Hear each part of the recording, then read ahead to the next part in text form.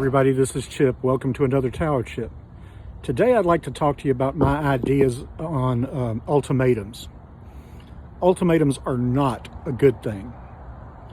And in my experience, if somebody gives you an ultimatum, take the one they don't want you to take. For instance, had this happen to me when I was in high school. And this was the first time I dealt with an ultimatum with a girlfriend. My first car was a 66 Corvair Monza. My dad and I had built that car from nothing. It came into the house on a skid. No engine, no transmission, no interior, and it was Hinmess gold. Well, the body was beautiful, but the car itself was not so beautiful. It needed some love.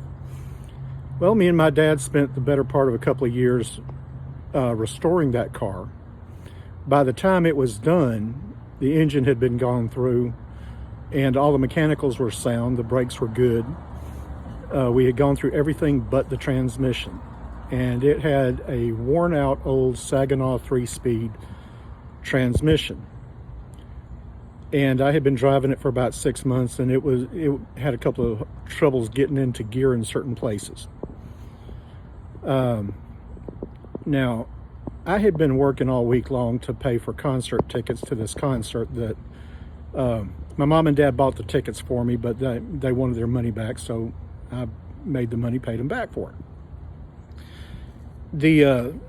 That Saturday morning, though, I was working on the car. My dad and I had just rebuilt a 4-speed transmission to replace the worn-out 3-speed. We had rebuilt this standard transmission to go in that 66 Corvair.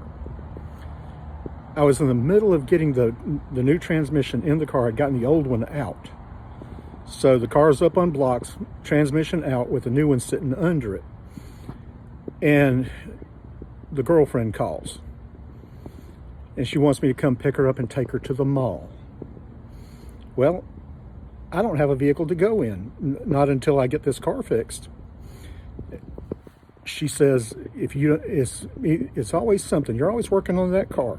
It's either me or that car.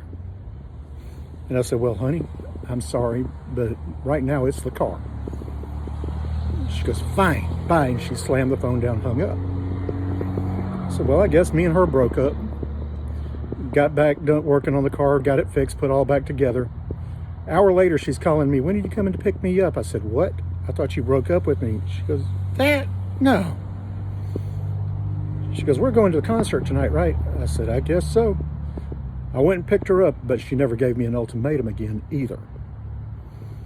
So, whenever somebody gives you an ultimatum, take the path they don't want you to take. Otherwise, you will be taking ultimatums. I'll contrast that with something that happened later during my first marriage. We had been married for several years, and she comes in. Her mom and dad moved from where we were living to 900 miles away. 6 months later, she comes to me and says, me and the kids are moving to Iowa with or without you. So you need to decide if 3 of us are going or 4 of us are going. I should have told her, don't let the door hit you where the good Lord split you. Instead, I did what I could to move my business up north, and you can't move, being a hairdresser, you cannot just up and leave. So I got my customers all situated with other stylists, tried to find people that they could work with and would work with them.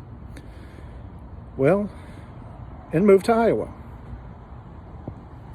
10 months later, and several other ultimatums that I went along with her trying to be a good husband. What I didn't realize was by going along with her ultimatums, even though I disagreed with them and I let her know I disagreed with them, I was not being a good leader. I was not being a good leader when I moved to Iowa with her. So 10 months later, it was time to let that marriage go.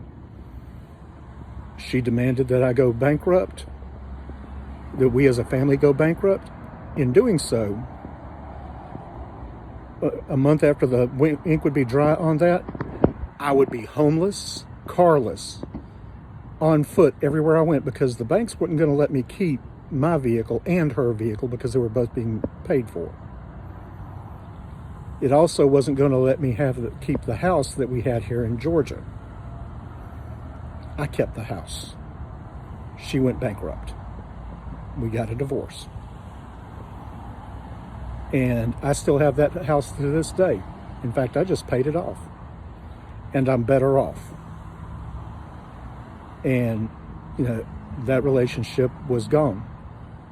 But I learned, don't answer the ultimatum by giving in to what they want. Even if you have to walk away, go your own path. Do what you know to be right for you. And don't let somebody control you with ultimatums. And just so you know, when I came home, moving back to Georgia from Iowa, back 10 months later, when my customers found out I had come home, they filled my chair. I always did my best to do great work. I always wanted the best for them, and they knew it. So when I came home, they were so glad I was home because apparently the stylist that I had been giving my customers to, trying to work them in and trying to, make sure they were taken care of, were not taking care of my customers.